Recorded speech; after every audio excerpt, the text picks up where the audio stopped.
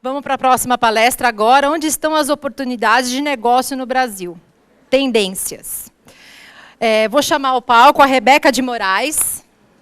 Ela está ali. Pode vir, Rebeca, da Trendwatching.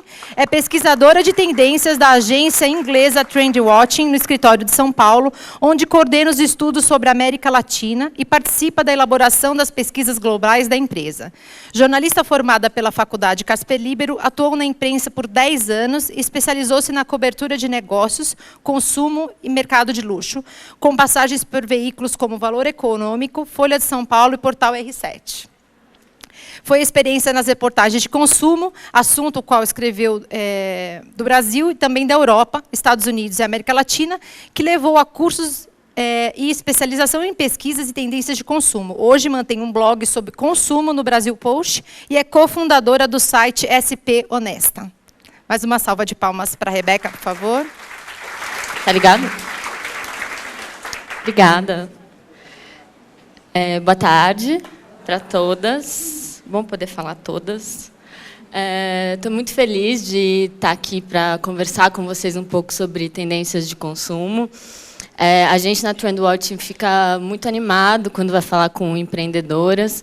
E eu, pessoalmente, fico ainda mais feliz, como mulher, de poder olhar para todas vocês aqui, saber que vocês estão conseguindo correr atrás dos seus projetos, se realizar profissionalmente. Eu acho vocês são um exemplo muito importante para um caminho que as mulheres ainda têm muito a percorrer. Vocês sabem o quanto é difícil fazer o que vocês fazem. A Trendwatching é uma agência de pesquisa de tendências com sede em Londres e com escritórios no mundo todo. Eu trabalho aqui no escritório de São Paulo, de onde a gente faz pesquisa para a América Latina. Eu trouxe aqui para vocês algumas tendências que a gente vem estudando e que eu acho que tem muito a ver com o dia a dia de vocês. A minha ideia foi trazer coisas muito práticas para que vocês possam sair daqui já e colocar isso no seu negócio hoje mesmo. Deixa eu ver. Está indo aqui? Será? Ah, foi. Então, eu queria começar explicando um pouquinho para vocês o que a gente considera tendência dentro da Trendwatching. Quando a gente fala de tendências... Acho que eu preciso de uma aula, gente. Antes de explicar o que é tendência... Aqui. Só apertar um pouquinho mais, né? Tá. O que a gente quer dizer quando a gente fala de tendências? Não é sobre moda. Me importa pouco... estética importa, mas me importa menos se é bonito ou se é feio, contanto que seja uma inovação, que seja algo inovador. Não é sobre tecnologia. E nem a hashtag do dia, segura o forninho, Giovana, lembra? Não, também não é sobre isso. As tendências de consumo são novos jeitos, novos comportamentos, atitude ou expectativa que os consumidores encontram para manifestar uma necessidade ou um desejo. Os desejos humanos não mudam, né? A nossa vontade de se conectar com outras pessoas, de estar junto, de ser pessoas melhores, de valorizar o que é local, isso não muda. O que muda é o jeito que a gente manifesta isso. E, por consequência, o jeito que o mercado atende essa nossa necessidade. Então, de onde vêm essas tendências? Para a gente, as tendências emergem à medida que inovadores, como vocês, atendem de novas maneiras a essas necessidades básicas humanas. O que a gente procura são grupos de inovação que se sobressaiam, que se destaquem ou indiquem a direção do consumo no futuro.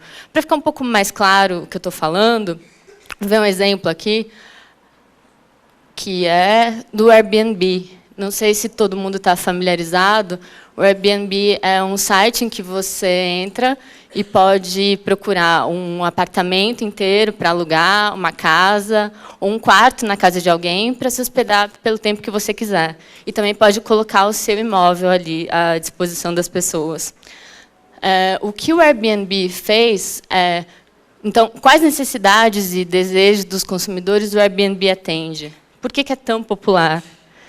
O Airbnb atende o desejo das pessoas por autenticidade, afinal, você vai na casa de outra pessoa, vai ser um lugar que você não conhece, não tem nada de padronizado, você pode ficar na casa de alguém na Índia, ou você pode alugar uma casa inteira em Porto Seguro, vai ser um lugar completamente autêntico, que tem a ver com o lugar em que ele está inserido.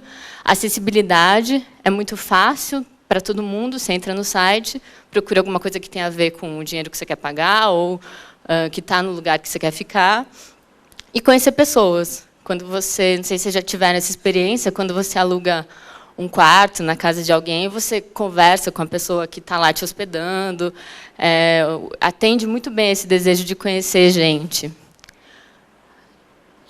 O que acontece, então, é que o Airbnb mudou completamente o que as pessoas esperam do setor de hospitalidade. Depois do Airbnb, muitos hotéis, muitas cadeias de hotel tiveram que mudar o seu serviço porque as pessoas começaram a esperar outra coisa de quando elas se hospedam. Elas começaram a esperar coisas que tinham muito a ver com o que o Airbnb ofereceu para elas. Então, pensar mais nessa questão, por exemplo, da interação entre as pessoas, da originalidade. O Airbnb mexeu com todo o setor de hospitalidade. Isso é uma inovação. A Tesla fez a mesma coisa com o carro elétrico. A Tesla é chamada de a Apple do carro elétrico. Que o que eles fizeram foi pegar o carro elétrico, colocar ali luxo, design, e fez com que as pessoas começassem a esperar outra coisa de carro elétrico. O Uber, que agora a gente tem visto aí as frequentes batalhas táxi Uber, o Uber fez isso com o setor de transporte privado. Eles ofereceram, dentro do transporte privado, um tipo de serviço que as pessoas não estavam acostumadas e gostaram. Foi bom. Então, as pessoas começam a exigir ou querer experimentar nos táxis um outro tipo de serviço. E isso mexe com o setor todo. Isso é uma inovação.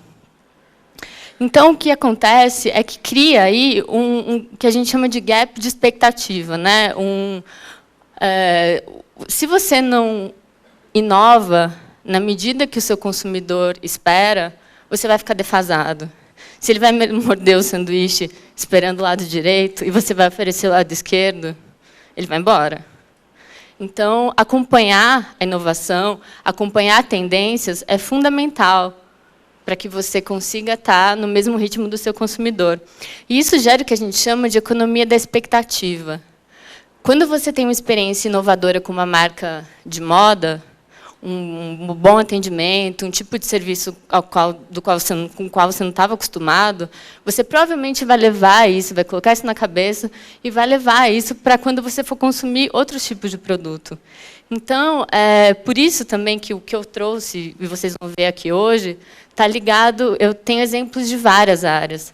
Porque é muito importante que vocês, como empreendedoras, olhem para várias áreas, para, a partir delas, extrair o que essa empresa está oferecendo de novo de serviço, o que essa empresa está oferecendo de novo de atendimento, para daí conseguir adaptar isso para o seu negócio. Então, saber das tendências ajuda você a acompanhar e até superar essas mudanças tão rápidas aí nas expectativas dos consumidores. E isso tudo que eu vou falar aqui para vocês hoje pode ser aplicado em qualquer momento da empresa, em qualquer área, desde a visão dos conceitos de novos negócios, novos produtos, serviços, experiências, marketing, publicidade, relações públicas. Então, vamos lá, começar a falar para vocês das tendências. E eu queria começar falando de mulher, porque será, né? No Brasil, e queria, antes, começar com uns dados aí. No Brasil, as mulheres são responsáveis pela renda de 1 trilhão e 100 bilhões de reais. E 80% do poder de compra. É muita coisa. Só que 65% das mulheres no Brasil não se identificam com a forma que a publicidade, e a forma que elas são retratadas nas campanhas. Aí, o que vem daí é uma situação muito complicada, que é a gente não se vê retratado na propaganda, mas a gente tem muito dinheiro e é a gente que escolhe o que compra em casa. Só que daí gera um problema danado, porque a gente tem o dinheiro, só que quando a gente vai conversar com as marcas, quando elas vão conversar com a gente, na propaganda, a gente olha e não se vê representado ali. O produto que eles oferecem é como se eu estou aqui falando português e eles estão falando chinês. E vocês sabem do que eu estou falando, né? Acho que não precisa ir muito longe. Propaganda de cerveja, né? Mulher de biquíni, né? Roupa curta, justa, com a bandeja na mão, né? Servindo homem, porque mulher não bebe, né? Não sei se fala com quantas de vocês isso fala, né? Ou aquela propaganda que mostra assim uma mulher que acorda de manhã, fala com a empregada, vai para o trabalho, é promovida, volta, tem que lavar a louça, cuida do bebê, vai, e é uma deusa do sexo. Fica difícil, né? É muita pressão, né? Quantas mulheres vocês conhecem que são assim? Que têm essa vida, de verdade? Então, quer dizer, o que acontece é que a gente tem um problema aí, né? E eu acho que vocês, empreendedoras, têm a faca e o queijo na mão para mudar essa situação. Vocês podem fazer isso. Quando você está começando uma empresa, enfim, vocês que lideram empresas, vocês têm um ambiente ali que é muito mais propício para a inovação, para a mudança. Porque, claro, que isso que eu estou falando, enfim, estou aqui brincando, mas isso que a gente vê na publicidade está muito enraizado numa cultura que é machista. A gente vê uma comunicação elaborada a partir da ótica masculina. E vocês podem mudar isso. O que eu quero dizer é que o olhar de vocês é importante. O olhar de vocês, como mulheres, importa. É importante pensar que comunicação gera discurso. Comunicação gera piadinha que você vai ficar ouvindo o mês inteiro, da propaganda. E consumo é um ato político, né? Se você me fala que não come carne, que você é vegano, você está mostrando para o mundo uma posição que é política. Então, a gente tem muita responsabilidade no que a gente faz, como empreendedoras. E é preciso levar isso em conta. Se você pode falar com a diversidade, para que usar estereótipo? A diversidade vem de mais gente. Você abraça mais gente se você não considera estereótipos. E se você olha para uma mulher real... E eu estou falando isso para vocês porque vocês são mulheres reais e podem fazer isso. Né? Vocês têm total condição de pensar a partir da experiência de vocês. E é isso que eu quero que vocês pensem aqui. Ser mulher, às vezes, é difícil mesmo. Né? Quais são as dificuldades que vocês têm no dia a dia de vocês? E, para falar coisas fáceis, vai escolher a roupa que vai sair de casa hoje, vai pensar se é muito curta, se é comprida, vai pensar onde você vai, que rua você vai passar, se vai dar medo, se não vai.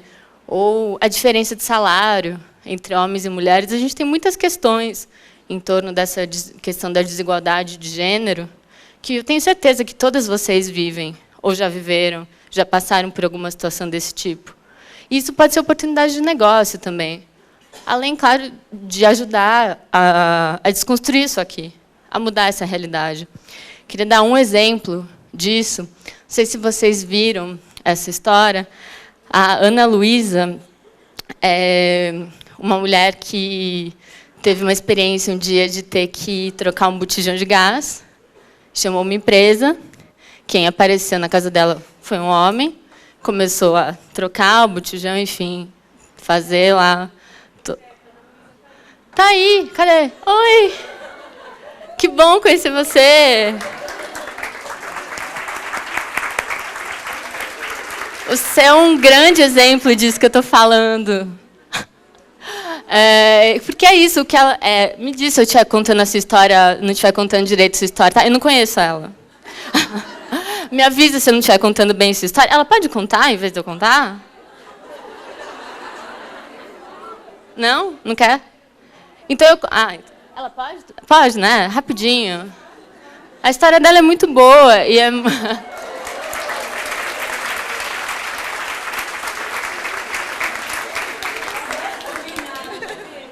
Não é combinado. Não era combinado. Não é combinado. Prazer. Tudo bem. Você conta rapidinho como você criou isso aqui? Então, a ideia surgiu porque eu fui pedir um gás e eu estava sozinha em casa e o cara começou a me fazer perguntas que me deixaram desconfortáveis. Tipo, e aquele cara que mora com você, tá aí, você tá sozinha? E eu fiquei me sentindo muito mal. Falei, gente, como assim? Ele tá me fazendo essas perguntas e eu tô sozinha em casa. E daí eu fiquei pensando em inventar um serviço que fosse para mulheres. E daí eu já fazia reparos em casa, trocava torneira, pintava a parede. E eu fiz esse banner, uma amiga minha fez, na verdade. E eu postei na internet e bombou muito rápido. E a empresa tem menos de 20 dias. E eu tô aqui.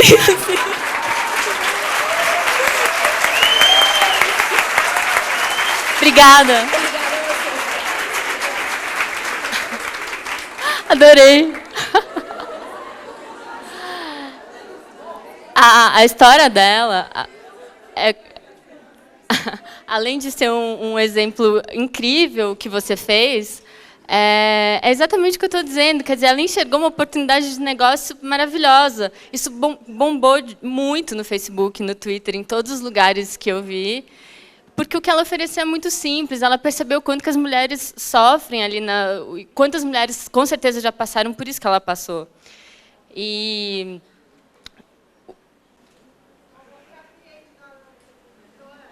tem cliente aí, hein? E isso leva a gente, tudo isso para falar para vocês sobre uma das nossas tendências, que é justamente sobre o empoderamento feminino, que se chama F-Empowerment. Todas as nossas tendências são em inglês, por conta de serem globais. Então, a gente está falando de marcas que estão colaborando para o empoderamento das mulheres e repensando como as representam na publicidade e em produtos. Isso é um movimento que a gente vê muito crescente no mundo todo, mas, em especial, na América Latina. A gente tem falado muito disso. Então, queria dar alguns outros exemplos, além desse maravilhoso da Ana. O restaurante Ramona, aqui em São Paulo, fez uma ação por alguns dias em que eles colocaram no menu do restaurante 2 preços. Um preço para homem e um preço para mulher. O preço para mulheres era 30% menor. E quem não entendia, chamava o garçom perguntando por que isso, eles explicavam que as mulheres ganham, em média, 30% menos que os homens. Então, justo que uma mulher pague menos. A ideia não é minha, mas é muito boa. A ideia aí, na verdade, é claro que não é um negócio que se sustenta, não é para sempre, mas a ideia é chamar a atenção justamente para essa desigualdade dos salários das mulheres e dos homens nas empresas. Outra ação super bonitinha, que é de um restaurante no Chile, que colocou essa luzinha simpática do lado de fora, dizendo que se você é mulher e precisa amamentar o seu filho, você pode entrar, tomar um chá, não precisa consumir nada. Eles, inclusive, dão uma xícara de chá fofo, né? Amigável e muito simpático. Isso aí também bombou nas redes sociais, é uma coisa simples e que gera muita mídia espontânea. As pessoas comentam muito, enfim. A cerveja feminista, não sei se vocês conhecem. Elas estão aí também, né? Não estão. É uma ideia de publicitárias que sentem na pele aquilo que eu falei, que eu estava falando sobre como as mulheres não são representadas na publicidade. Mulheres são minoria em, diria, quase todos, a maioria dos setores, e na publicidade, especialmente. Tem bem poucas diretoras de criação, e elas são diretoras de criação, e resolveram criar a cerveja feminista, que a ideia é que ela fosse para chamar atenção e para despertar a conversa sobre o machismo em bares. Justamente pela questão do quanto a publicidade de cerveja é orientada para homem, enfim. Elas criaram essa cerveja, que é uma Red Ale, para puxar assuntos sobre essa questão. A Budweiser, recentemente, chamou a lutadora de UFC, a Ronda Rousey, para ser garota propaganda.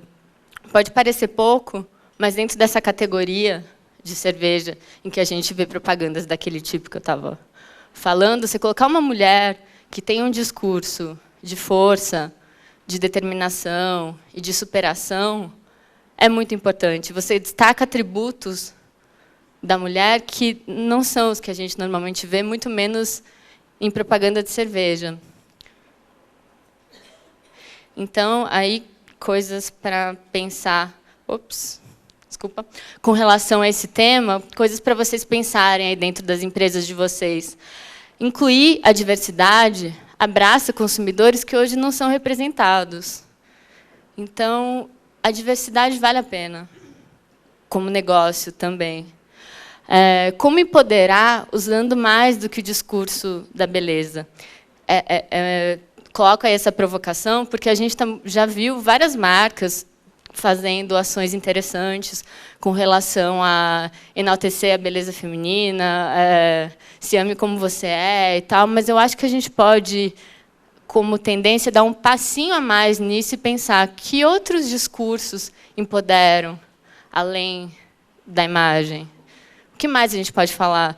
Essa propaganda da Budweiser é isso. A gente pode falar de força quando fala de uma mulher. A gente pode falar de determinação, de superação.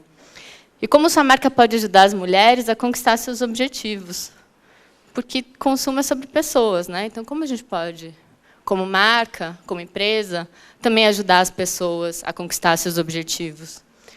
E é disso que eu falo agora, mais uma tendência que se chama betterment, que é sobre essa busca por autoaperfeiçoamento, que todo mundo tem, né? O que eu quero propor para vocês, aliás, para as próximas tendências que a gente vai falar, é um olhar mais humano para o consumo, né? Então, por exemplo, em vez de olhar para a tecnologia e pensar, a partir da tecnologia, onde você vai inovar, olha para por que as pessoas estão usando essa tecnologia. Que necessidades delas faz com que elas busquem essa tecnologia? É a partir daí que vocês vão encontrar inovação. Porque se você olhar para a tecnologia, para a plataforma, para o celular, para o computador, para o aplicativo, você provavelmente só vai replicar, você só vai copiar o que já está sendo feito. Se você der um passinho para trás e pensar nas pessoas, por que elas estão adotando essa tecnologia, que necessidades são essas que fazem elas ficar o dia inteiro no aplicativo X ou Y, sei lá, aí que você vai conseguir inovar de verdade. Então, queria começar falando para vocês dessa... Acho que agora pifou. A gente costuma dizer que agora está mais fácil do que nunca, né? Você conquistar seus objetivos. Você queria emagrecer no começo do ano, né? Mas agora você tem um relógio que monitora quantos passos você deu. Você tem a blusa que te avisa quando está calor demais para correr. Você tem 1 milhão de aplicativos que monitoram sua saúde, seu coração o tempo todo. Só que, apesar disso, 73% das pessoas desistiram depois de 6 semanas de perder peso, ficar em forma ou treinar para uma competição. 6 semanas durou. Até que bastante, não? Um mês. Mas 73% desiste, não mantém a meta. 10% das pessoas que se registraram nos cursos online completaram as aulas. É muito pouco, né? Então, a gente fala aí de uma tendência que diz respeito a ajudar as pessoas nesse quesito. Como você pode ajudar as pessoas a completar suas metas? Em Currencies of Change, apesar das boas intenções, por conta de altos custos, falta de motivação, inércia, os consumidores têm muita dificuldade de atingir suas metas. Então, a gente está falando aqui de marcas que usam descontos ou ofertas como motivação e que vão ser muito bem recebidas pelas pessoas, por ajudá-las. Isso é uma inovação super interessante. Quem é mãe aqui, ou pai, sabe, né? O filho pega o celular, já sabe a senha, já sabe tudo, né? Então, a Vivo criou esse aplicativo, que é um dispositivo de bloqueio do celular, que só é desbloqueado se a criança responde uma pergunta educativa, uma coisa de conhecimentos gerais e tal. Então, já que não tem jeito, né? Ele vai mesmo pegar o seu celular. Que tal colocar ali alguma coisa que pelo menos ajude ele a pensar um pouquinho, né? Educar um pouco, talvez.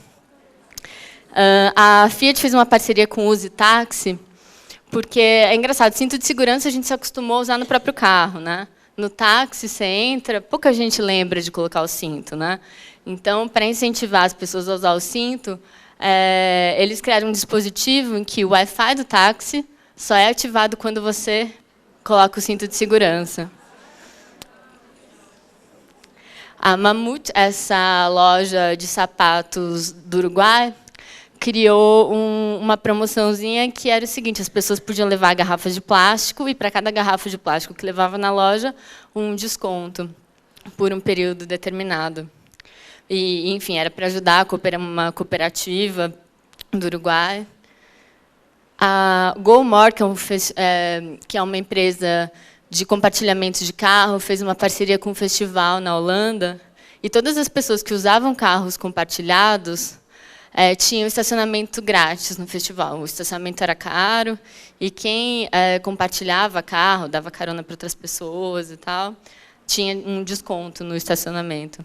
Isso tudo são metas, né? Quer dizer, diminuir o número de carros na rua, colaborar para a reciclagem, são todas metas das pessoas, mas que difíceis de implementar no dia a dia, né?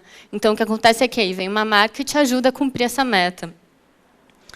Então, coisas para pensar em torno desse assunto.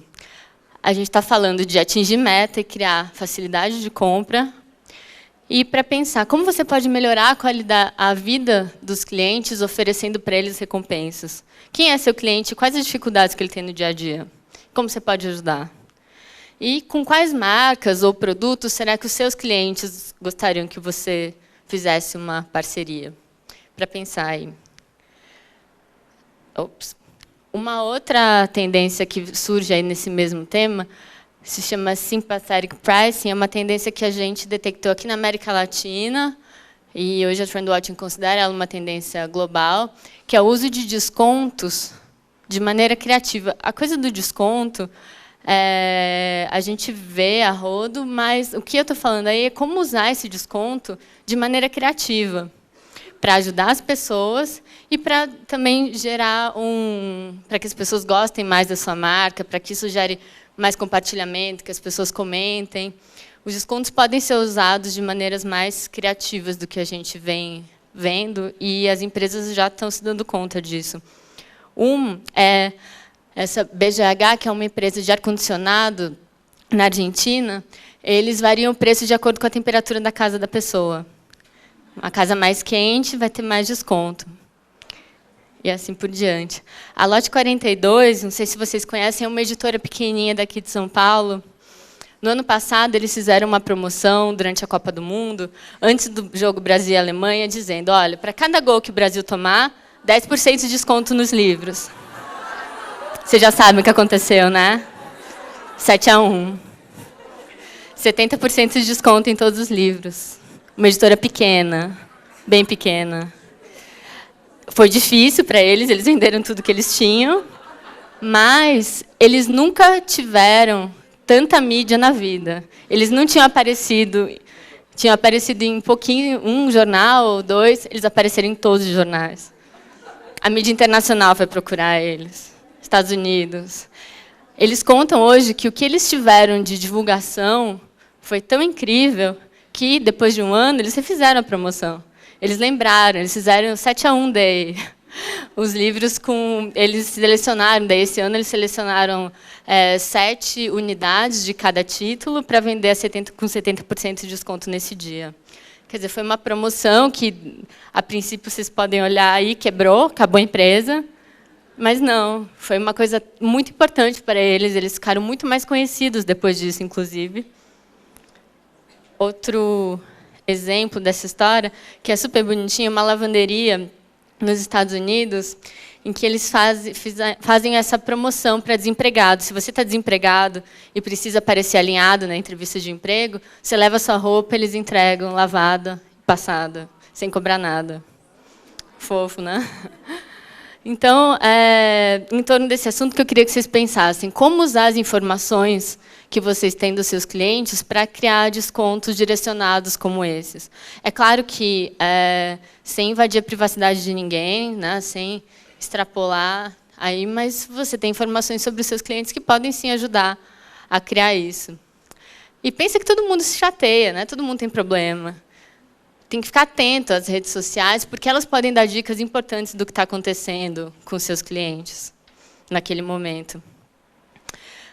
Mais uma tendência se chama Transparency Triumph, que a gente tem falado muito dela na América Latina, que é sobre transparência nos negócios. Então, as pessoas muito desapontadas por empresas opacas e pouco confiáveis. Aí, queria lembrar casos, não sei se vocês viram, de empresas que andaram sendo muito mal faladas nas redes sociais por conta de que foi descoberto que as histórias que elas contavam sobre si próprias eram mentira. Então, você inventa uma história sobre si que não é verdade e as pessoas acabaram descobrindo. Ou quando você mente, uma empresa que aparentemente mentiu em torno de como os produtos eram feitos, em torno da fabricação dos produtos. Isso cai na imprensa, as pessoas ficam sabendo, e, enfim, isso desaponta, né? Ou instituições corruptas, bom, preciso falar, né? Operação Lava Jato, Mensalão, Petrolão e tudo mais. O que a gente vê aí é que um consumidor que está exposto a esse tanto de informação sobre governos, sobre empresas, ele consome diferente. Uma pessoa que está exposta a esse tipo de acontecimento, em que a gente tem mais informação sobre as empresas, a gente sabe mais sobre elas, você consome pensando que você quer transparência. Quando você vê todo esse escândalo acontecendo, do governo, quando você vai consumir, você vai pensar isso. Não, mas tem ali um atributo importante, que é a transparência. Eu quero saber o que eu estou consumindo. É claro que a gente sempre quis isso, mas isso fica exacerbado no momento em que você, como hoje, que você vê tanta informação, tanta coisa que a gente anda descobrindo que é mentira. Isso fica na cabeça das pessoas e está exacerbado agora. Então, as pessoas estão naturalmente desconfiadas quando vão interagir com uma marca, mesmo as que eles usam há muito tempo. Tem um dado interessante, que em 2013, 73% dos consumidores no Brasil disseram que queriam marcas que fossem transparentes sobre a origem e a fabricação dos produtos. Em 2014, esse número aumentou para 84%. É um movimento que vem crescendo. Então, é legal pensar que os consumidores estão exigindo honestidade das marcas sem deixar nenhum espaço para que ninguém se esconda. Então, vocês, como empreendedores, precisam pensar nisso desde o começo. É preciso ser transparente com os seus consumidores. Tem alguns exemplos interessantes de marcas que estão criando ações em torno disso. A Hellmann's criou uma campanha que dá acesso à plantação de tomate aos produtores. Era um site em que você podia ver lá onde está sendo plantado, interagir, fazer pergunta, escolher música para os caras ouvirem, enfim, uma interação divertidinha aí para mostrar, um jeito de mostrar como o produto é feito. Apartamento 61 é um e-commerce daqui do Brasil e que mostra para os compradores quanto eles lucram com cada produto. Você entra lá no site deles, tem lá, isso custa tanto, e você tem, e tanto disso é lucro. E eles explicam ali o preço. Esse site Eleição Transparente, durante as eleições no Brasil, mostrava os candidatos que tentaram censurar a internet.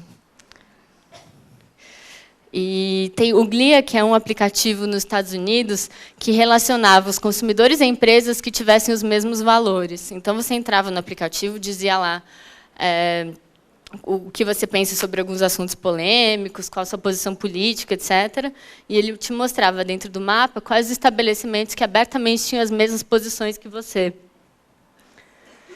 Então, coisas para pensar em torno dessa tendência. Como você está comunicando o processo de produção e a história da sua marca? O que você está dizendo para os clientes sobre você? E como sua empresa pode ajudar a revelar transparência sobre outros serviços e outros produtos? Talvez isso possa ser aí uma chavezinha para um outro negócio, talvez. E pensa que mostrar falhas pode ser bom. Vale para a gente, vale para produto, vale para a empresa, né? Mostrar vulnerabilidade aproxima as pessoas, né? Ser honesto sobre erros do passado pode melhorar a sua imagem. Uma última tendência aí que eu queria que vocês pensassem chama City Connections, sobre como as marcas podem unir as pessoas que estão cada vez mais solitárias, às vezes. Tem duas questões aí em torno dessa tendência. Urbanização, muito trabalho, pouco tempo livre, gera menos interação entre as pessoas na vida offline, né? O número de brasileiros que vivem sozinhos cresceu 35% em 10 anos. Bastante coisa. Por outro lado, as pessoas conectadas 24 horas com smartphones estão aprendendo como gerenciar o tempo entre online e offline. Vocês sabem, né? Vai almoçar com um amigo, onde enfia o celular, né? Na mesa, no bolso, na bolsa. A gente não quer se desconectar. O que a gente vê nas nossas pesquisas, na Trendwatch, é que as pessoas não querem ficar fora da tecnologia. Elas querem aprender a administrar o uso do celular, do computador, dos aplicativos, das redes sociais. Ninguém vai sair disso. É um caminho sem volta. Então, a gente vê marcas que estão atuando pensando nisso. Como a gente vai... O que a gente precisa agora é de conexões de qualidade. Então, como ajudar as pessoas a ter essas conexões que, de fato, sejam relevantes, né? Essa marca Biscoito Zezé lá do Sul criaram uma ação bonitinha, que era... Eles colocavam esses adesivos nos ônibus, e ali estava escrito, olha, esse assento preferencial para quem quer fazer novas amizades. E ali um monte de post-it com sugestões de perguntas para você fazer para quem está do lado, para começar uma conversa. Né? Que música você gosta? Que música você ouve? Deve ter uns você sempre aqui, você vem sempre aqui. Não, essa passou, né?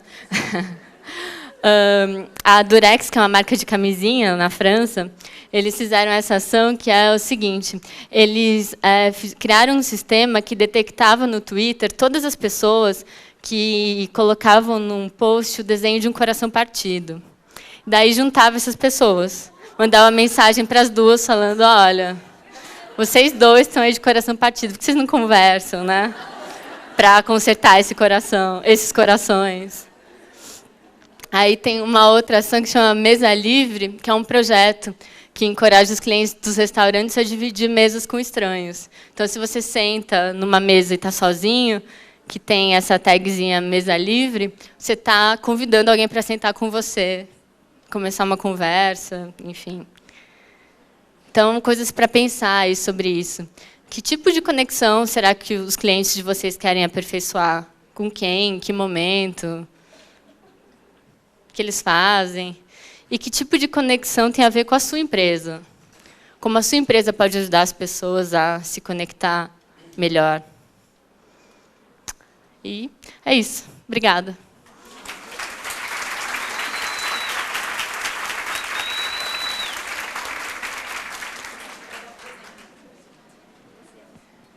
Vamos lá. A gente tem um presentinho para você. Vem cá. Vem cá, você vai entregar para ela.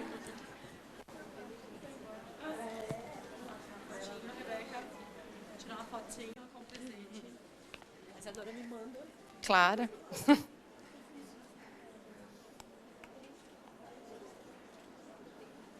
Obrigada, Rebeca.